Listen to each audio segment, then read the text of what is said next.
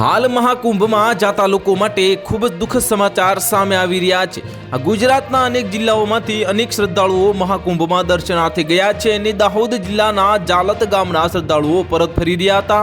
તે દરમિયાન લક્ઝરીમાં ડીઝલ ભરાયા બાદ પેટ્રોલ પંપના માલિકને પૈસા ન આપતા પેટ્રોલ પંપના માલિક દ્વારા ચાવી લઈ લેતા શ્રદ્ધાળુઓ અટવાયા હતા।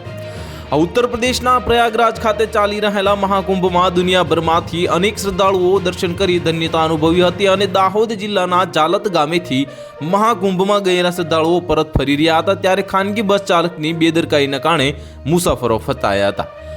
आ मळती माहिती मुजब दाहोद जिल्लाना जालत गामना केटलाक श्रद्धाळुओ महाकुंभमां दर्शनार्थे गया हता। दर्शन करी अने श्रद्धाळुओ दर्शन करीने परत फरी रह्या हता ત્યારે ખાનગી બસ માલિકની બેદરકારીના કારણે મુસાફરો મધ્યપ્રદેશમાં અટવાયા હતા, જ્યાં ડ્રાઈવર દ્વારા બસમાં ડીઝલ પુરાવ્યા બાદ બસ માલિકે ડ્રાઈવરને ડીઝલના પૈસા આપ્યા ન હતા, જે બાદ પેટ્રોલ પંપના જે માલિક અને ડ્રાઈવરની બોલાચાલી થવા પામી હતી અને જે બાદ મામલો ઉગ્ર બન્યો હતો અને લક્ઝરી બસના માલિક દ્વારા પેટ્રોલ પંપ પર ડીઝલ પુરાવ્યા બાદ પૈસા ન આપતા મામલો ઉગ્ર બનવા પામ્યો હતો અને ડ્રાઈવરે પૈસા ન આપતા મુસાફરોને ભાડા હાલકીનો ભોગવવાનો વારો આવ્યો હતો અને પૈસા ન આપતા પેટ્રોલ પંપ માલિકે બસને જવા દીધી ન હતી।